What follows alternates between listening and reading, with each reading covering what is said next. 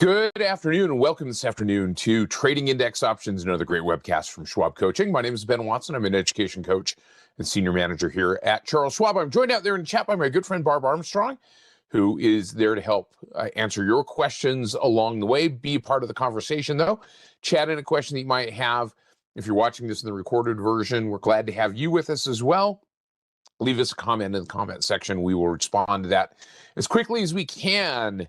So I wanted to look really quickly today, not only at our volatile market over the course of the last week or so since we were together last Wednesday, and take a look at our 14-7 days to go until expiration strategy, but I also put on this morning an example trade of a 0 DTE flavor. So we'll take a look at that as well, see what's going on in today's market, and talk a little bit more about index options. Before we do that, though, a couple of quick housekeeping items. Remember that everything we talk about, simply for illustrative and educational purposes only, is not any kind of a recommendation or advice, and it is simply an illustrative example. So as we get into some of these individual symbols, you're going to see some of these symbols that we'll put up or that we'll talk about. Those are for illustrative and educational purposes. Additionally, trading options, whether it's an index option, whether it's an equity option, carries a high level of risk. Not suitable for all investors. Make sure that you wear the characteristics and risks of standardized options before considering any option transaction. Remember that past performance, no guarantee of future results. Now, I want to talk about one or two things here really quickly. Remember that the primary index options that we're going to be talking about in this discussion, the majority of those index options are going to be what are referred to as European style indexes. We talked extensively about that idea last week. European style index options do not allow exercise of the rights imbued by those option contracts to be exercised prior to expiration. At expiration, yes, but prior to, no. So what that means is European style index options do not have early assignment risk. American style options, whether that's an equity or an index, and there are some American style indexes. American style options can be exercised. The rights that are imbued by those contracts, calls or puts, can be exercised at any time prior to expiration. So one of the reasons why we talk about this is, for some traders, one of the benefits of trading index options over equity options might be removal of that early assignment risk. Because remember that any time that you are short an option in an American style option, you could be assigned early prior to expiration, regardless of whether it's in the money, at the money, out of the money. So just keep that in mind. Now, lots of different ways to look at the market: probability analysis, technical analysis, fundamental analysis. All of those are ways to look at the market. None of those are guarantees. All of those are theoretical in nature. A couple of other things. Remember that we're going to be using the thinkorswim desktop software platform. The thinkorswim desktop software platform that I'm going to be using is a demonstration account that looks like a live account. It is not. If you are trading in your, or experimenting or playing or practicing in your paperMoney account, remember that there are certain things that your paperMoney account will not do that a live trading account will do, including the use of studies in scans. It does not allow for the use of studies within scans, and it doesn't facilitate early assignment of short options.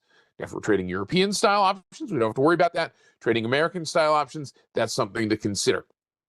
And as we get into this discussion, we'll also talk about things like stop orders and entry orders. Remember that when we issue or create a stop order, it's not a guarantee of where that order is going to get filled, number one.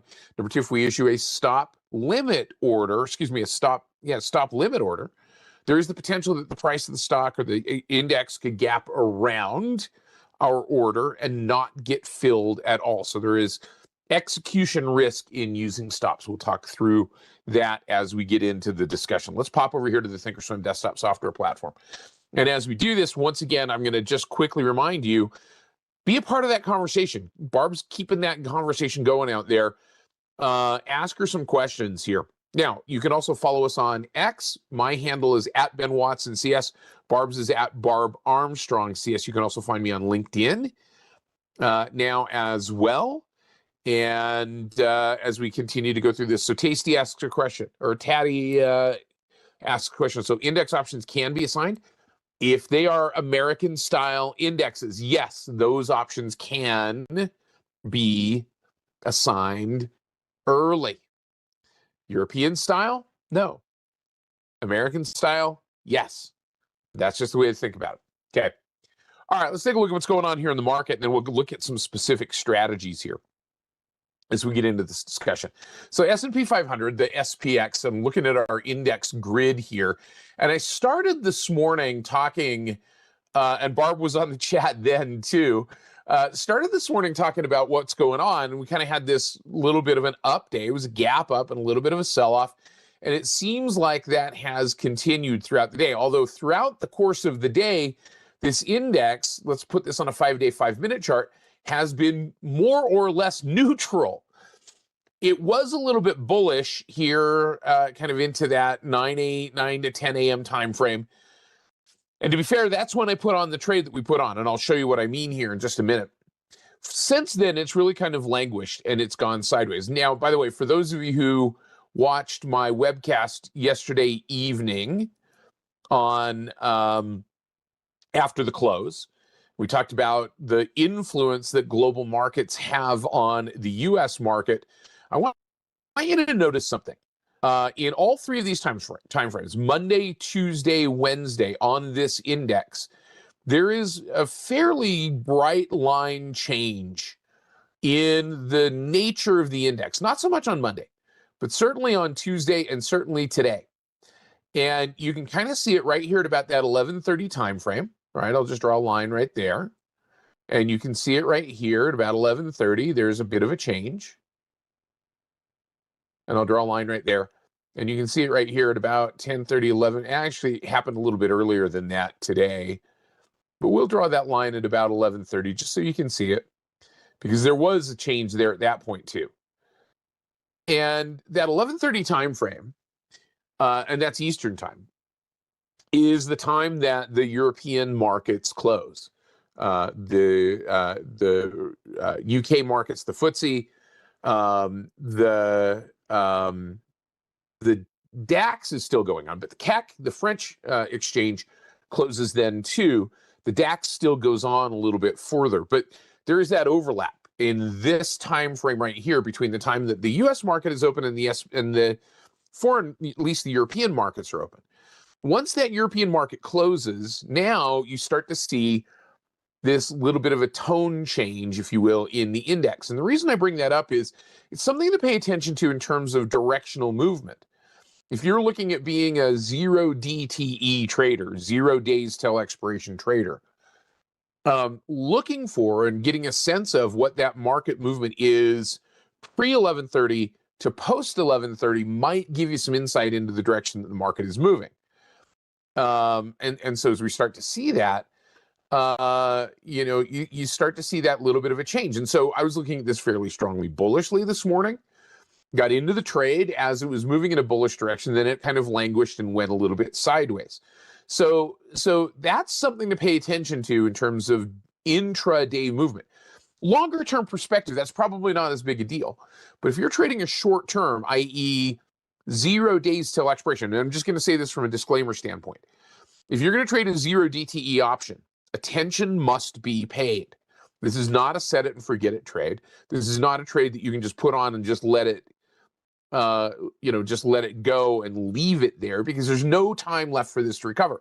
And it can move quickly one direction or the other. We'll talk about that in just a moment. But this type of scenario where you get that kind of line in the sand or line of demarcation between directional movement and then neutral movement, and that's kind of what we've had here in the last 3 days, that might be an indication of something to pay attention to. If it starts to go against you in that post-directional movement time frame, that may be an indication to get out of the trade and think about exiting that trade. So, and you can use a number of different indicators to look at that. You can use shorter term intraday types of indicators, momentum indicators. You can kind of see the change here at that same time frame in the RSI in all three of these occasions, right? The RSI kind of starts to taper off and fall off, which is a momentum change indication. Now, that's not necessarily unique specifically to indexes, but it's an interesting comparison. So I wanted to kind of bring it into the mix and come full circle to what we talked about yesterday. So thank you for those that were here with me. Thanks to Barb for putting that link in to the chat here as well, to yesterday's After the Close webcast. So now that we kind of see that, in looking at this particular trade, I want to look at this particular trade first, and then we'll come back to it. So what I'm going to do is I'm going to go back over here to the Monitor tab. And we'll come back to the other indexes here in just a minute. But what I did early on this morning, or earlier this morning, was after I taught the Trader Talks in today's market webcast this morning, is I put on the XSP. Now, remember, the SPX is the big index. XSP is essentially a tenth of that. It is a smaller index, same mechanism that moves the XSP, same composition. The options, the size of the index, the option prices, the option strikes are a tenth of the big index. Now, some concerns might be that there's less trading liquidity in the XSP index than there is in the SPX. But it is gaining traction because it is a smaller, essentially notional value for those options. And so what I did is I came in and I found just about the 30-cent delta, and I sold a short put vertical spread.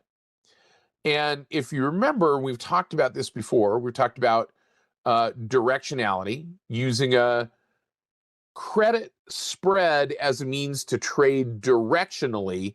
The expectation here is one of really kind of three things. One, that the market is simply going to stay at or above a particular level. In this case, I sold the 684 put. So my expectation was that the market was going to stay at or above 684 through the rest of the day.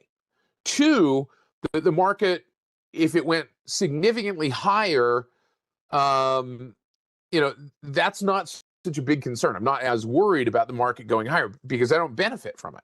But if the market were to make a big move to the downside, that becomes a significant issue. I could get in a situation where I would take maximum theoretical loss in the trade. And third, time decay I know is going to be binary. Time decay I know is going to be either we're going to have time value or it's not. And my expectation is that the time decay in this particular option is going to take this to ideally zero. Because remember, an index option, in fact, every option at expiration is going to settle to zero or intrinsic value. It's either going to be zero or intrinsic value. It's either going to be zero or intrinsic value, because at the end of the day, at the end of that expiration, you are no longer going to have any extrinsic value. So if this option is out of the money, and I expect that it's going to stay out of the money, time decay I know is going to be either or at the end of the day. But the one factor that might influence this might be a move in implied volatility. So I want to go back to the chart here for a second. And I want to put this on our single grid for just a moment. We'll come back over to our single grid here, and we'll take a look at this grid. And I'm going to put implied volatility on here. Here's the SPX. Let's take a look at XSP. We can see what XSP has done. Again, same movement mechanism as the S&P, as the SPX. It's just a tenth the notional value. But I'm going to put on the chart implied volatility, because what I'm noticing happen in implied volatility today, over the last couple of days even, is that implied volatility, even though the market's been moving higher, implied volatility has risen slightly on this particular index, which suggests that maybe there was some speculative buying of not only puts, but also calls. And that was rising a little bit, since this is a little bit of a downward candle.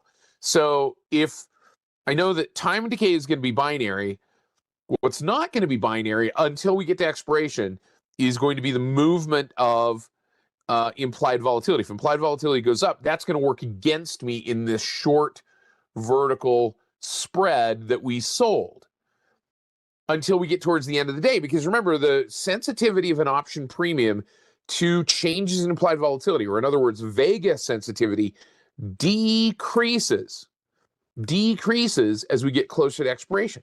So this is becoming less sensitive. So even if we get a bigger move in implied volatility right now in this last hour to go until expiration, it's going to have less of an influence than direction or time. So we sold this originally for 36 cents. It's now trading for 26 cents. My max theoretical loss in this trade, because this is a $4 wide spread, was $4 minus 36 cents. So let's grab our calculator over here. 4 minus 36. My max theoretical loss in this trade to gain 36 bucks was $364. Excuse me, max theoretical loss. So I stood to lose a lot more if this went to max theoretical loss. So if this made a move to the downside, this would be potentially taking a larger loss. But the probability is that it was going to stay above that level. And again, I'm selling at the 30-cent delta in this case, which is about a 30% probability of that option being in the money at expiration. I don't have early assignment risk, and so I'm simply looking for this to get close to zero.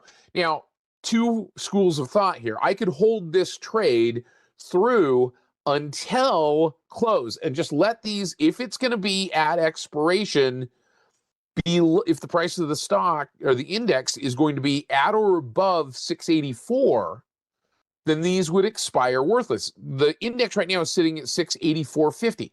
So that is 54 cents or 55 cents above my strike price. These are both out of the money. And if the price of the index were to stay at that point or continue to go in a bullish direction, then these are going to expire worthless. The problem is gamma. And to paraphrase Gloria Estefan in the Miami Sound Machine, gamma is going to get you. Because at some point it will. Notice what's happening to this value. So here's our trade price, and here's the current mark price, right? These are European style. Absolutely, the real Enrico. These are European style, and so they are not able to be assigned prior to expiration. That's why some traders may use these for 0 DTE expiration trades. Again, I'm just going to say this, properly warned you be, says I, about 0 DTE trades. They require attention. So I've collected now, if I look at this, 36 cents is what I brought in. I can buy this vertical spread back for about 15 cents. And I've collected then, if I were to do that, about 50% of my max theoretical gain in the trade. Here's what I want to do though. I want to go to the trade tab, or actually to the analyze tab, and I want to go to XSP. And I'm going to go to the risk profile graph. And I'm going to show the positions that I have. So here is the vertical spread that I have on this trade right now, kind of dead centered in this probability range. This is the probable range that the index is likely to be between now and expiration, which is less than an hour away from now. But what I want to do, this is showing profit and loss. If I move this to gamma and we kind of zoom in on this, I got to kind of do this. We kind of have to squish this a little bit. And let's see if we can see gamma here. 1 plus expiration. Let's do single. No, we're not going to see single. Date. No, we're not going to see date. Let's see. Volatility, day step. No, I got to go to volatility. Okay. So let me see if I can squish this in and we can see that gamma influence. It sometimes is difficult to see, but the point is gamma, and I'll kind of use this. I'll go back to our profit and loss just so we can see this. Profit and loss. And we'll float this again. There we go. There's our trade. Now let's come back and see if we can get gamma. Okay, there's gamma. All right. I know we had to just adjust this a little bit to get to that gamma. So here's the thing. At that short strike, and let me kind of squish this back out. Sorry, we have to, sometimes it takes a little bit on the Analyze tab to adjust this. But our short strike is the 684. Here's 684. The price of this index, is sitting kind of right at that level. And what that means is, if you think about the influence of gamma, right at that at-the-money strike is going to be the greatest influence, because if the price of the index moves up a little bit or down a little bit, very, very quickly, it changes that option premium. And that gamma almost perches the trade, if you will, on a knife edge, especially as we get towards expiration, especially as we get down to this last hour prior to expiration. That knife edge becomes especially sharp and peaked. And so a small move, because there's very, very little time left, can push the trade into profitability or loss very, very quickly. Gamma is going to get you if you ignore it. So one of the things that many, I don't know most, I don't know all, but many zero DTE traders will do. One of the things that they will do is look at closing the trade down prior to the close of the day when they initiate a zero DTE trade. So closing around that last 1 hour to 30 minutes prior to expiration. So the real is asking, is there a smaller index for the NASDAQ? Yes, XND. XND is the smaller, the 1/10 the size index. All right, so what we're going to do is we're going to look at closing this trade down. So because I don't want to hold all the way till expiration, because a small move, and I don't know how many of you have ever seen an index move close to the end of the day, and we have a vote coming up. Now, the vote coming up in the House to vote on the resolution to the government shutdown is at 5 p.m. Eastern. The market closes at 4 p.m. Eastern. It wouldn't be outside the realm of possibility that the market moves around a lot and has a lot of volatility because of that potential upcoming vote. And so in this last hour, I don't want to suffer through that, that volatility. So I'm going to go back to the monitor tab, and I'm going to say, look, I can close this down now for 10 or 11 cents, get out of the trade, collect the majority of the gain that I could make in this trade, and be done with it and happy. Doesn't always happen that way. It could have taken a max theoretical loss. So what I'm going to do is I'm going to right click and I'm going to create a closing order, and we're going to try to buy this back for 11 or 12 cents and get more than 50% of our theoretical maximum gain in this trade. Highly probable trade. Yes, big potential maximum loss, but a lower probability that we would get that or take that maximum loss unless something big were to move the market. So let's see if we can get this filled. And we might not. We might have to bump this a little bit because it's currently trading at about 13 cents and it's going against us. It's starting to work against us. I'm not going to chase this too much. I'm going to see if this starts to come back in a little bit while we start to talk about our other strategy, right? Okay. Yeah, the real Enrico says basically we're trading premiums. Yeah, in this particular case, we're trading a premium. I'm not necessarily worried about the index. I'm not, because I don't have a lot of time to hold on to this and have it recover. I'm just simply looking to close this down when I can get the majority of what I could potentially make in this particular trade. All right, that's one. Now, two, let's go back to our charts here. And I'm going to bring up our index grid. This index options grid is a two-chart grid. One is the SPX on a 1-year, 1-day chart. The other one is a 3-month, 1-day chart of the SPX. And the strategy that we've been doing, and we talked about it last week. So if you want to go back to last week's class, last week's recording, I detailed in bullet points in the scratch pad the trading plan. Okay. So Ricebird says, is gamma then working for us? It's working for us as long as the price of the stock or the price of the index stays where it is. It's working against us if it goes one direction or the other. So you got to kind of have to keep an eye on that. Theta is working for us. Theta is always working for us if we are short that premium. All right, so let's come back to this. So here's the rule. If the SPX is above the moving average, in this case, let's maximize this. This is a 200 period moving average. If the SPX is above a 200 period moving average, we're selling call spreads. Selling put spreads. If it is below the 200 period moving average, we're selling call spreads. And then what we're going to do is we're going to go to this chart, which is the 3-month daily chart. I've got a 1 standard deviation line on here. Now, this is how I set that 1 standard. And look, we got it for 12 cents. We closed our XSP trade down, our 0 DTE trade down for about 55, almost 60% of our max theoretical gain on that trade, which I'm happy with in this particular case as an illustrative example. Now, what I've done in setting up this particular grid is I've got the probability of expiring cone. And the probability of expiring cone shows a 1 standard deviation range from the current price of the index.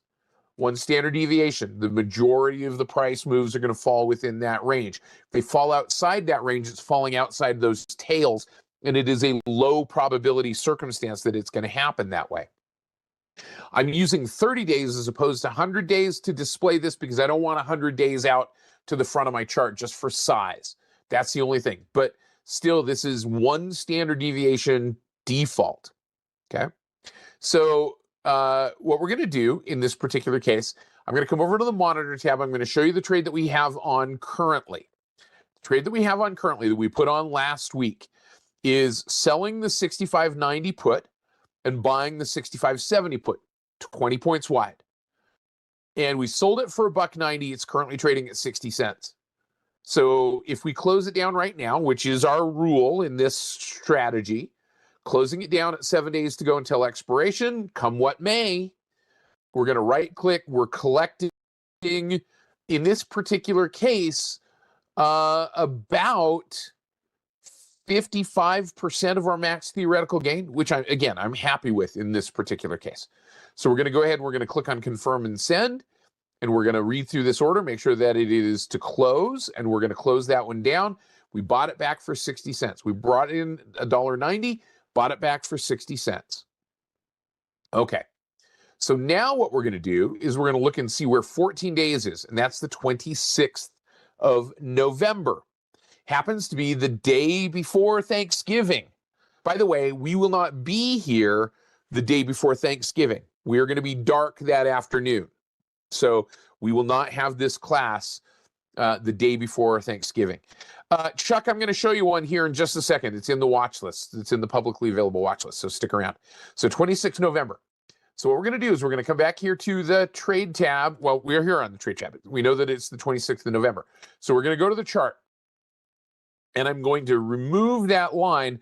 I'm going to use that time hack, which is right here. And we're going to come to the 24th. Right? Did we say the 24th or 26th? 26th. 26th of November. By the way, I will be at Disneyland. And we're going to look for the crossover. The crossover here, I'm just going to put this on here. And I'm not being too particular and not too precise. Somebody asked me the question last week, why did I move this around a little bit? It's at 66.25.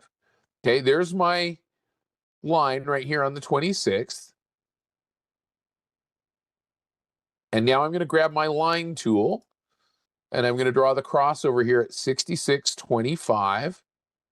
Not too particular, not too precise. Doesn't have to be. And I'm just going to draw that line in there. Okay, now that tells me that 66.25 tells me where I'm likely going to sell the short strike for this short put vertical spread. So really quickly, Chuck, let me show you where it is. Market Watch tab, go to public watch lists. Public watch lists, you've got American style and you've got European style. So you've got two watch lists in the public watch lists, and it's right there. American style indexes, European style indexes, and it's right there in that watch list tab or market watch tab. All right, so 66.25 is what we're going to sell. So we're going to go to the trade tab. We're going to go out to the 26th of November. We're going to come over to the put side of the equation. 66.25 is right there.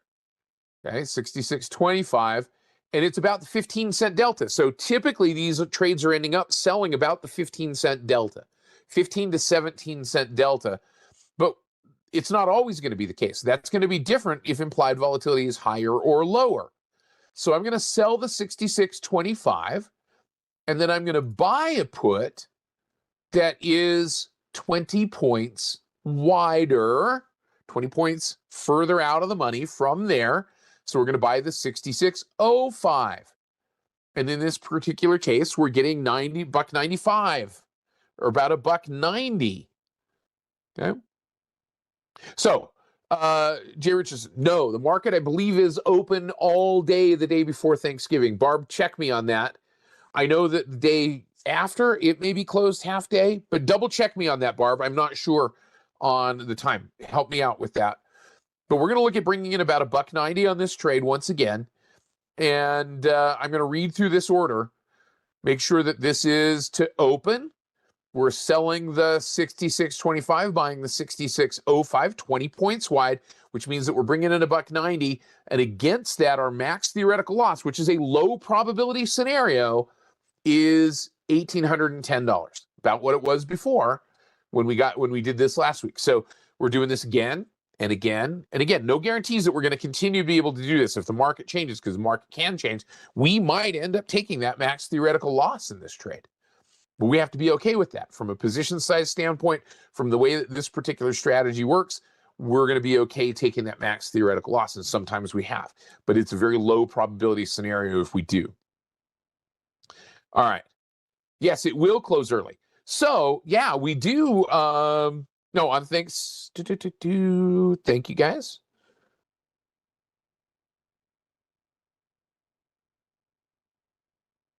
All right, so we're going to go ahead and we're going to click on send. We're going to fire this order off, and we're going to see we got $1.90 for it.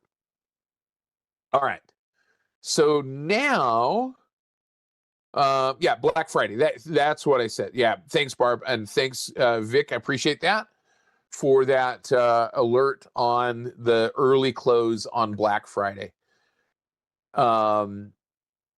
And I think, Barb, we're dark that day too, just to give everybody the heads up. Anyway, the point is, in this particular trade, now what we're looking at is we're looking for this to get cheaper, faster. And the reason we're selling so far out, and the width that we're selling, is we're taking advantage of the accelerated nature of time decay prior to expiration on a far out of the money option. We're not collecting a huge amount of premium, but this is a high probability trade, and it's a high probability strategy as long as we're trading it directionally and as long as we don't get a big move like we had. Now, over the course of this last week, from last week to today, or actually, we had this big down day, right? That big down day put us into a situation where this was trading almost at its max theoretical loss. And so if we had closed that out or we'd had a stop, we very likely would have been stopped out on this trade. So we're not managing this trade with a stop. We're simply letting it go, being okay with the position size, and then closing it at 7 days prior to expiration, come what may. You can do what you want. And again, this is not any kind of a recommendation or endorsement of a particular strategy. This is simply an example of a consistent strategy to generate income using index options and avoiding that potential for early assignment. And that's why we're doing this with the with SPX. Could you do this with the XSP? Yes. Could you do this with the NASDAQ? Yes. Could you do this with the other indexes? Yes, you could. I mean, again, it's just simply a matter of looking at the movement and selecting the strategy and practicing the strategy. So let's come back to our index grid here really quick and take a look and see what's going on kind of as we wrap this up. So here's the SPX. We looked at that fairly extensively. Let's take a look at the NASDAQ, and starting to see the NASDAQ giving us that little bit of a price discovery to the downside, but coming back a little bit. If we take a look at this in that 5-day, 5-minute chart and start to see maybe a little bit of bullishness as we get into the close of the day here. We're now less than half an hour to the close and starting to see a little bit of movement to the upside, but right back up into some resistance areas and not really breaking through that resistance. You also notice that momentum has kind of gone sideways here a little bit. Next index that I want to look at, and the final one that we're going to look at here, is the Russell 2000. And Russell 2000 is often one of these things is not like the other. One of these things is just isn't the same. And the Russell oftentimes will be kind of the opposition to the other two indexes, the NASDAQ and the SPX. And we kind of see that little bit of a price discovery to the upside. There was some testing higher to see if there was some movement. And we take a look at the 5-day, 5-minute chart here. And we see that there's that price discovery early on this morning. And then it fell back and then really has been very, very flat throughout the day.